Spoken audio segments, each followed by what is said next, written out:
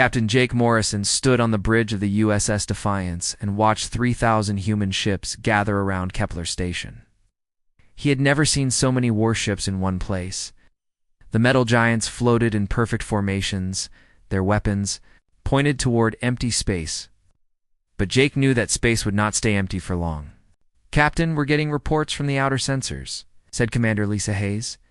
She was the ship's tactical officer, and her voice was steady, despite the fear in her eyes. "The Zorathi fleet is bigger than we thought. Much bigger." Over to the main screen and felt his stomach drop. The alien ships looked like giant sea creatures made of bone and metal. They moved through space like they were swimming through water. There were so many of them that they blocked out the stars behind them. "How many?" Jake asked, though he was not sure he wanted to know the answer. "Nearly 10,000 ships, sir," Lisa replied. "Our scouts counted them 3 times, to be sure. 10,000 against 3,000. Jake had been in the military for 20 years, and he had never faced odds like these. The Zorathi Empire had conquered 17 different alien species across the galaxy. Each time they had won by using their living ships that could heal damage and adapt to new weapons. Humanity was supposed to be different. They were supposed to be smarter. Admiral Ben Carter's voice came over the ship's communication system. He was speaking from the flagship USS Valor, and his words reached every human ship in the fleet. "This is Admiral Carter to all ships. In 1 hour, we will engage the enemy. Our mission is simple.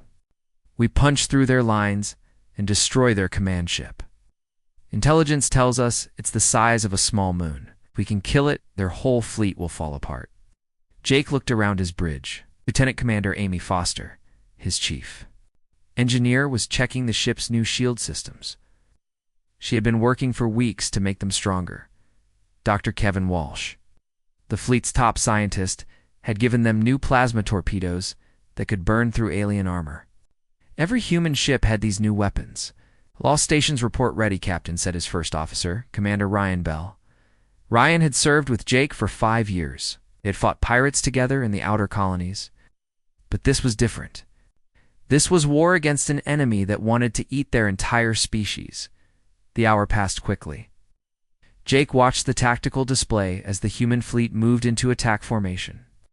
The USS Valor led the charge, with the heaviest battleships following. Behind, the USS Defiance was part of the second wave, along with 100 other cruisers and destroyers.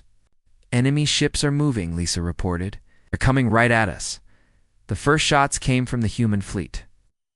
Bright beams of energy and streams of plasma torpedoes lit up the darkness of space. The new weapons worked perfectly. Jake watched. Alien ships explode in balls of green fire. For a few minutes, it looked like the humans might actually win.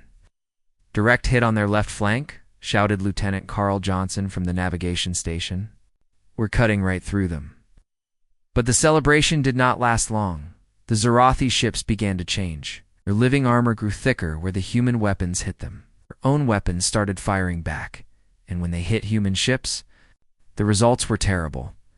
Jake watched the USS Liberty take a direct hit from an alien acid spitter. The ship's hull began to melt like ice in the sun. Captain Ryan Bell was screaming orders to his crew, but there was nothing they could do. The ship broke apart in less than a minute. "The enemy is adapting faster than we expected," Dr. Walsh reported from the science station. "They're already immune to our plasma torpedoes." The battle turned into a nightmare. Human ships exploded one after another. The aliens swarmed around them like angry insects. Their bioships could heal damage almost as fast as the humans could cause it. "USS Valor is in trouble," Lisa reported. Jake looked at the main screen and saw the flagship surrounded by alien vessels. They were tearing it apart piece by piece. Admiral Carter's final message came through the radio. His voice was calm, even though his ship was dying around him. "All ships, this is Admiral Carter. The mission has failed. I repeat, the mission has failed. All ships retreat immediately." "That is a direct order." The USS Valor exploded in a flash of white light. Jake felt something break inside his chest. Ben Carter had been like a father to him. Now he was gone, along with 3,000 crew members. "Captain, we need to get out of here," Lisa said. Her fingers were flying over her controls. As she plotted an escape route, "The aliens are targeting the command ships first." Jake looked around his bridge. His crew was staring at him, waiting for orders. Outside, human ships were dying by the dozens. The great human fleet was falling apart. "Set course for the outer system," Jake ordered. "Maximum speed. Get us out." Of here, the USS Defiance turned away from the battle and ran. Jake watched the tactical display as more and more human ships disappeared. By the time they reached the edge of the system, only a handful of ships remained. The proud fleet that had gathered at Kepler Station was gone. Jake sat down in his captain's chair and put his head in his hands. Behind them, the Zerothi fleet was already moving toward human space. The war was not over. It had just begun. And humanity had just lost its only chance to win. 3 months had passed since the battle at Kepler Station. The USS Defiance drifted through the dark space near the edge of the Centauri system. All the ship's lights were turned off. The engines were silent. Captain Jake Morrison had ordered the ship to run completely dark so the aliens could not find them. The ship carried 847 people. They might be the last free humans in the entire galaxy. Jake could see the weight of that truth on every face he passed in the corridors. People moved, quietly spoke in whispers, and jumped at every small sound. Dr. Helen Brooks knocked on Jake's door and entered his ready room. She was the chief medical officer, and she looked as tired as Jake felt. Her usually neat hair was messy, and there were dark circles under her eyes. "Captain, we need to talk," she said, sitting down across from his desk. "The crew is falling apart. Half of them can't sleep. The other half won't eat. Some are talking about ending it all rather than waiting for the aliens to find us." Jake rubbed his eyes. He had not slept well in weeks. Every time he closed his eyes, he saw human ships exploding at Kepler Station. He heard Admiral Carter's final words over and over again. "What do you want me to tell them, Doctor? That everything is going to be okay?" "We both know that's not true." Dr. Brooks leaned forward. "Tell them something. Anything. Give them hope, even if you don't believe it yourself. These people are looking to you to lead them." Before Jake could answer, the ship's AI spoke up. The voice belonged to Dr. Maria Santos, a scientist who had died 2 years before the war started. She had donated her brain patterns to help create the ship's computer. "Captain Morrison, I am receiving priority transmissions from the outer colonies. You should hear these immediately." Jake activated his personal screen. The messages were all the same. Human colonies were falling to the Zerothi, one by one. The agricultural world of New Eden, home to 50 million people, had gone silent 3 days ago. The last transmission showed massive alien ships descending from the sky like giant insects. "They're not just conquering us," Jake said quietly. "They're eating us. Every planet they take, they strip it bare. They turn the whole world into food for their bioships." Dr. Brooks watched the terrible images on the screen. "How long before they find us here? I don't know. But they will find us eventually. They always do." The door chimed, and Sergeant Nina Clark entered. She was the ship's intelligence specialist, and she looked excited for the first time in months. "Captain, I've been monitoring alien communications." Jake gestured for her to continue. "The bioneural interfaces, sir. The computer systems we use to link our brains directly to the ship's controls. We got the technology from the Viridian species 5 years ago. But the Viridians were conquered by the Zerothi 8 years ago." Dr. Brooks stood up suddenly. "You're saying the aliens gave us the technology on purpose?" "Not exactly," Nina replied. "But they know how it works. Every time we use the bioneural system, it sends out a quantum signature. The aliens can track that signature across hundreds of light years." Jake felt his blood turn cold. The bioneural interfaces were installed on every human ship, made the ships faster and more efficient. Without them, human vessels were much less capable. "How many ships escaped Kepler Station?" Jake asked. Nina checked her datapad. "We've identified 17 ships that made it out, but only 6 are still transmitting. The others have either been destroyed or..." She didn't finish the sentence. Jake called for Commander Alex Turner, the ship's science officer. When Turner arrived, Jake explained what Nina had discovered. Is it possible to remove the bioneural systems? Jake asked. Turner thought for a moment. Possible, yes, but it would be dangerous. The systems are connected to the crew's nervous systems. Removing them could cause brain damage or death. And even if we succeed, the ship would lose 30% of its efficiency. But we would be invisible to the aliens? Oh. Theoretically, yes. Jake looked around the room at his officers. They were all thinking the same thing. It was a terrible choice. Keep the bioneural systems and stay visible to their enemies, or remove them and risk killing their own people. I want to put it to a vote, Jake announced. Every person on this ship gets to decide. We'll meet in the main hangar in 1 hour. Hangar was packed with crew members. Jake stood on a platform and explained the situation. He told them about the bioneural systems and how the aliens were using them to hunt human ships. He explained the risks of removal and the consequences of keeping them. We have 2 choices, Jake said. We can keep the systems and hope we can outrun the aliens long enough to find a way to fight back. Or we can remove them and accept that. We'll be flying a damaged ship, but we'll be truly hidden. The debate lasted for 2 hours. Some crew members argued for keeping their advantages. Others wanted to take the risk and go dark. In the end, the vote was close, but clear. 512 people voted to remove the bioneural systems. 335 voted to keep them. Dr. Brooks began preparing for the procedures. Immediately. The ship's medical bay was converted into an emergency surgery center. One by one, crew members went under the knife to have their bioneural implants removed. Some procedures went perfectly, others did not. Jake was one of the last. To have his implant removed. As Dr. Brooks prepared the anesthetic, he looked around the medical bay. 12 people had died during the procedures. 43 more had suffered brain damage, but the rest were free from the alien tracking system. When Jake woke up, the ship felt different. The connection between his mind and the ship's systems was gone. Everything seemed slower, more difficult, but Nina Clark was smiling when she reported to him. Captain, we're completely dark. No quantum signatures, no bioneural transmissions. As far as the aliens know, we don't exist. Jake nodded, though his head was pounding from the surgery. The USS Defiance was crippled but hidden. They had bought themselves time, but time for what? They were still alone in a galaxy full of enemies. And somewhere out there, Zarathi were still hunting the last remnants of humanity. Outside the medical bay windows, the stars looked cold and distant. Jake wondered how many of those stars had once warmed human worlds, and how many of those worlds were now nothing but empty husks, stripped bare by an enemy that saw all life as food. The USS Defiance limped through space on backup systems.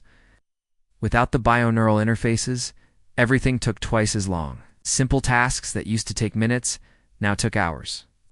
Captain Jake Morrison had to accept that his ship was only half as capable as before, but they were alive. They were hidden. Commander Alex Turner worked at his science station, scanning for any signs of human life. They had been searching the outer colonies for 3 weeks, hoping to find survivors. Most of the worlds they checked were silent and dead. Captain, I'm picking up something unusual, Turner reported. There's a research facility on Hadrian's Point. It's supposed to be abandoned, but I'm detecting some kind of power signature. Hadrian's Point had been a major science facility before the war. Dr. Patricia Kane, humanity's best expert on alien biology, had worked there. If anyone had answers about the Zorathi, it would be her. Take us there, Jake ordered. But keep us at maximum stealth. The planet looked dead from orbit.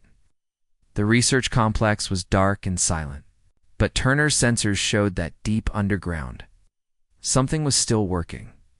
Jake led a small team down to the planet's surface. Lieutenant Commander Amy Foster came along to check the facility's power systems. Turner brought his scientific equipment. Sergeant Nina Clark carried heavy weapons, just in case. The research complex was a maze of empty corridors and abandoned laboratories. Most of the equipment had been destroyed or removed. But in the deepest levels, they found Dr. Kane's private laboratory. It was still sealed and protected by emergency power. Look at this, Turner said, activating Dr. Kane's computer systems. She was studying Zorothea biology right up until the evacuation. The computer files told an incredible story. Dr. Kane had discovered that the Zorothi were not a natural species. They had been created by an ancient race called the Architects. Zorothi were designed to be the perfect biological weapon, able to consume and adapt to any form of life they encountered. But there's something else, Turner said, reading through the data. Dr. Kane found a weakness. The Zorothi biomatrix operates on a specific quantum frequency. If you could disrupt that frequency on a large enough scale, it would cause their entire biological system to collapse. Amy Foster studied the technical details. The energy requirements would be enormous. You'd need the power output of a ship's fusion reactor running at full overload. That's essentially turning a ship into a bomb, Jake said. A very big bomb. Amy agreed. But it might work. Nina Clark had been monitoring the communications equipment in the lab. Suddenly, she called out excitedly, "Captain, I'm picking up human transmissions. There are other ships out there."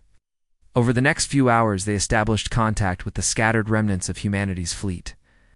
The heavy cruiser USS Guardian was still fighting under Captain Tony Miller. He had been conducting hit-and-run attacks against Zorothi's supply lines in the Vega sector.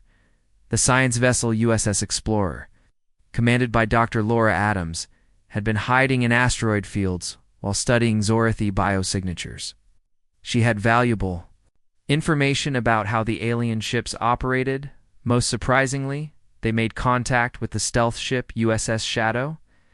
Captain Rick Stone had actually managed to penetrate Zorothi space and gather intelligence on their fleet movements. Its reports were almost unbelievable. The main Zorothi fleet is gathering around something they call the Great Mother, Stone reported during a quantum communication session. It's a living planet, Captain, bigger than Earth's moon. Every Zorothi bioship in the galaxy is connected to it through some kind of biological network. Jake felt his heart racing. If Dr. Kane was right about the quantum frequency weapon, and if they could target the Great Mother itself, they might be able to destroy the entire Zorothi Empire in one attack. But it would require incredible coordination. All the remaining human ships would have to work together. They would all have to sacrifice themselves in the process. "How many ships do we have total?" Jake asked Nina. 5, sir. The Defiance, Guardian, Explorer, Shadow, and the Destroyer. USS Ranger, under Captain Steve Clark. The Ranger took heavy damage escaping Kepler Station, but she's still fighting. 5 ships against an empire that spanned the galaxy seemed impossible. But Jake had learned that impossible things sometimes happened when people were desperate enough. Amy Foster had been working on the technical aspects of the quantum weapon. "Captain, I think I can modify our reactor to create the frequency Dr. Kane described. But once I start the process, there's no going back. The reactor will overload and destroy the ship." "How long would we have?" Jake asked. "Maybe 10 minutes?" "From initiation to detonation. Enough time to get into position, but not enough time to escape." Jake called a meeting of his senior staff. They gathered in the conference room and looked at the data Dr. Kane had left behind. The quantum frequency weapon was theoretical, but it was the only weapon that might work against the Zorothi bionetwork. "If we're going to do this, we need to coordinate with the other ships," Turner said. All 5 reactors would have to overload at exactly the same time, positioned around the Great Mother at specific points.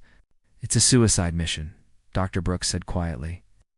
"You're asking 847 people to give their lives on the chance that this might work." Jake looked around the table. Every officer was thinking the same thing. They could try to run and hide, living in fear until the aliens eventually found them, or they could take this one chance to strike back. "I won't order anyone to do this," Jake said finally, "but I will ask for volunteers. If anyone wants to leave, I'll understand, one by one." His officers spoke up. Amy Foster would modify the reactor. Turner would coordinate the scientific aspects. Nina would handle communications with the other ships. Dr. Brooks would take care of the crew during their final mission. Not a single officer asked to be transferred off the ship. Jake activated the ship's communication system and spoke to the entire crew. He explained Dr. Kane's discovery and the plan to use the quantum frequency weapon. He told them it was a one-way mission. that it might save humanity from extinction. The crew voted unanimously to proceed. Over the next week, they coordinated with the other ships. Captain Miller of the Guardian was eager for revenge against the aliens who had destroyed his homeworld. Dr. Adams saw it as the ultimate scientific experiment. Captain Stone approached it with his typical cold professionalism. Captain Clark struggled with the decision, but finally agreed. 5 ships.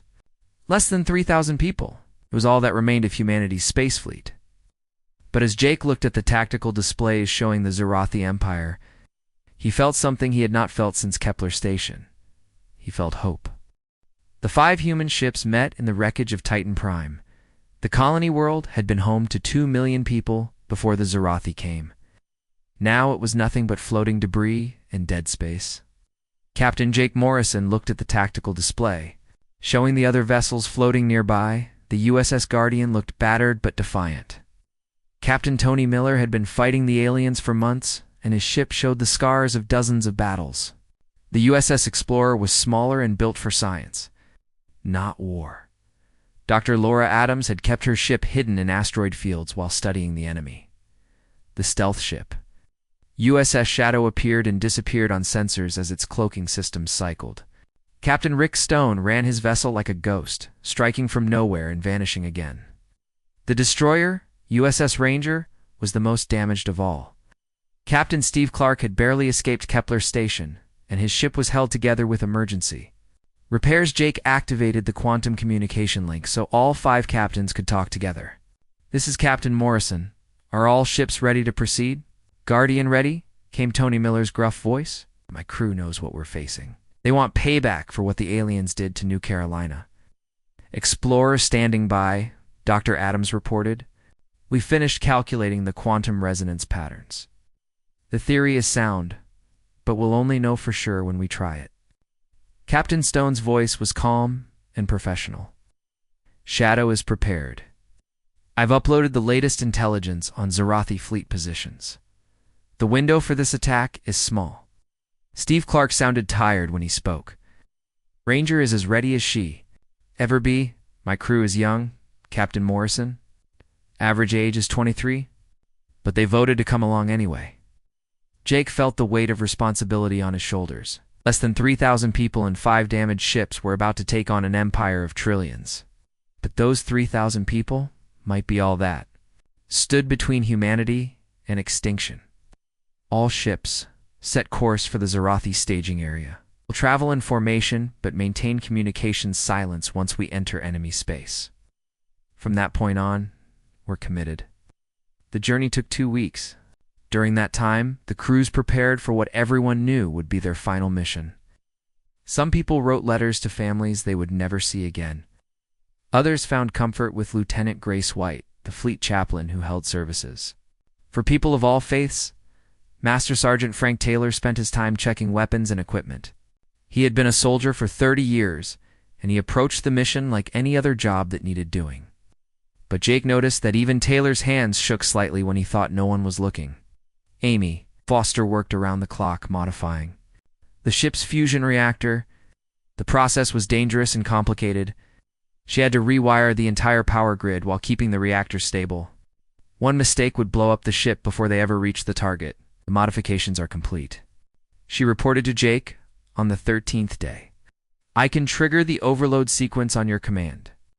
From that point, we'll have exactly 10 minutes and 37 seconds before the reactor explodes." Dr. Adams sent updated calculations to all 5 ships. The quantum resonance effect would only work if the explosions happened at precisely the right time and place. They had to position themselves around the Great Mother at specific coordinates and detonate their reactors within 3 seconds of each other. "The margin for error is essentially 0, Turner explained to Jake. "If even one ship is out of position or detonates at the wrong time, the resonance cascade won't form properly." On the 14th day, they reached the edge of Zerathi space. Long-range sensors showed what they were facing, and it was worse than anyone had imagined. The alien fleet was enormous beyond comprehension. Thousands upon thousands of bioships floated in perfect formation around a massive living planet. The Great Mother was the size of Earth's moon, but it pulsed and moved like a giant heart. Veins of bioelectric energy ran across its surface, connecting it to every Zorothia ship in the fleet. It was beautiful and terrifying at the same time. "My God," whispered Dr. Adams over the communication channel. "It's incredible. The entire Zorothia Empire is one giant organism." Jake studied the tactical display. Zorothia patrol ships the size of human cruisers drifted through space like schools of fish. Larger bioships hung motionless, their living hulls rippling with unknown energies. And at the center of it all, the Great Mother pulsed with alien life. "All ships, go to silent running," Jake ordered. "From this point on, maintain communication silence unless it's an emergency." The 5 human ships separated and began their approach to the target.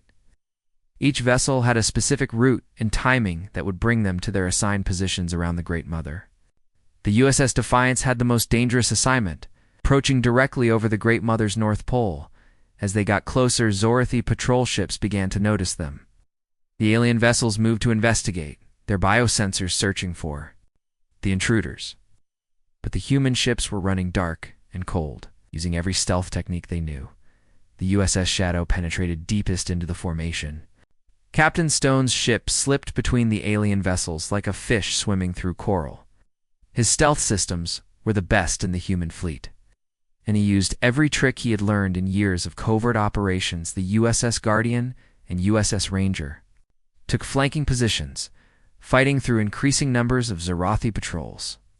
Captain Miller's ship traded shots with alien fighters while pushing toward its target coordinates.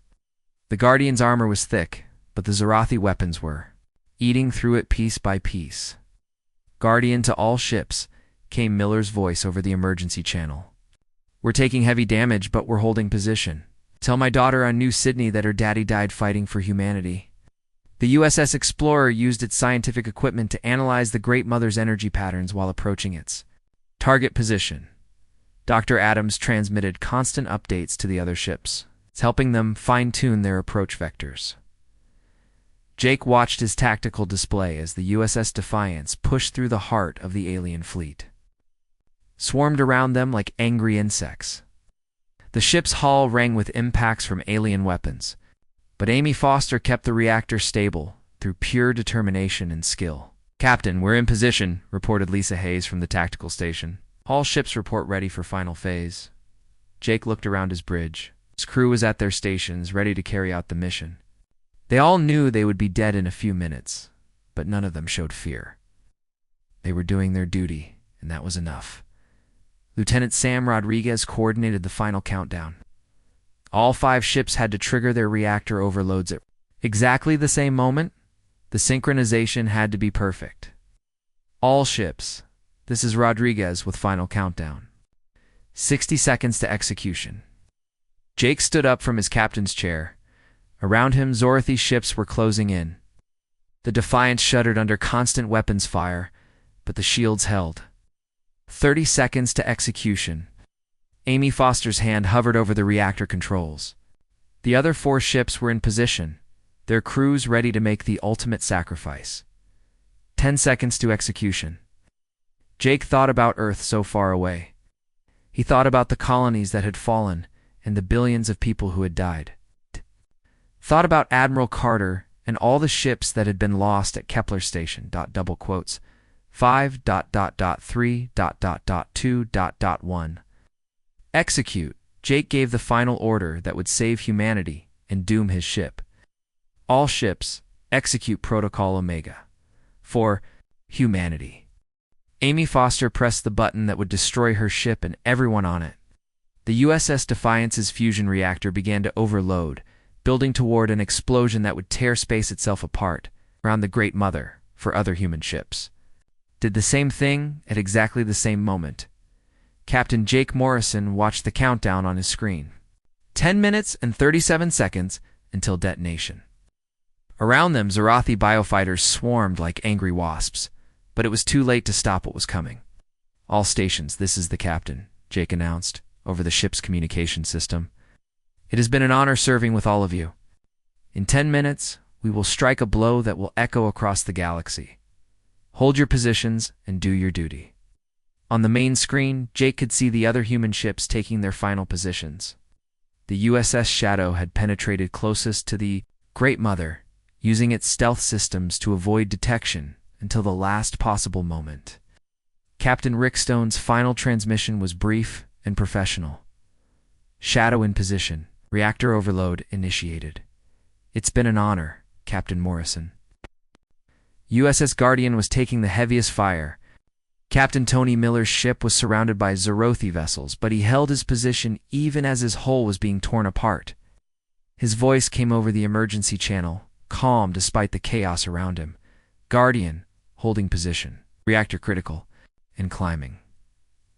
My crew wants everyone to know we're not afraid. Tell the folks back home that we went down fighting. The USS Explorer continued transmitting scientific data even as Dr. Laura Adams prepared for the end. Her voice was excited, like she was discussing a fascinating experiment instead of her own death. Explorer confirming resonance frequency is building properly. The quantum cascade should begin in approximately 8 minutes. The science is beautiful. Even if we won't be here to see the results. The USS Ranger, damaged and barely holding together, somehow maintained its position despite constant alien attacks. Captain Steve Clark's young crew had proven themselves in the final moments. Ranger in position. My kids did good, Morrison. They did real good. Tell their families they died as heroes. Jake felt tears running down his face, but his voice was steady. All ships, maintain position. 7 minutes to detonation. The Zerothi seemed to understand what was happening. Their attacks became more desperate, more focused. Massive bioships converged on the human vessels, trying to destroy them before they could complete their mission, but it was too late. Reactor overloads had passed the point of no return. Lieutenant Commander Lisa Hayes reported from her tactical station. Captain, I'm detecting massive energy buildups from all 5 reactors. The quantum resonance is already beginning to form. Commander Alex Turner studied his science displays with amazement. Sir, the resonance effect is stronger than we calculated. It's starting to affect nearby Zerothi ships already. Through the main viewer, Jake could see alien vessels beginning to convulse and die. The living ships that had seemed so terrifying now writhed in obvious pain. Their bioelectric systems were failing as the quantum resonance interfered with their biological functions. 5 minutes to detonation, announced Lieutenant Sam Rodriguez. Ow. All ships report reactor overloads proceeding normally. The Great Mother itself was beginning to react. The massive living planet pulsed erratically, its bioelectric veins flickering like a dying light bulb. Waves of energy rippled across its surface as the quantum resonance built toward critical levels. Jake walked around his bridge, putting a hand on each crew member's shoulder. These people had followed him into hell itself. They had never wavered. Dr. Helen Brooks was at her medical station, monitoring the crew's vital signs. Master Sergeant Frank Taylor stood at attention, his duty uniform perfectly pressed even.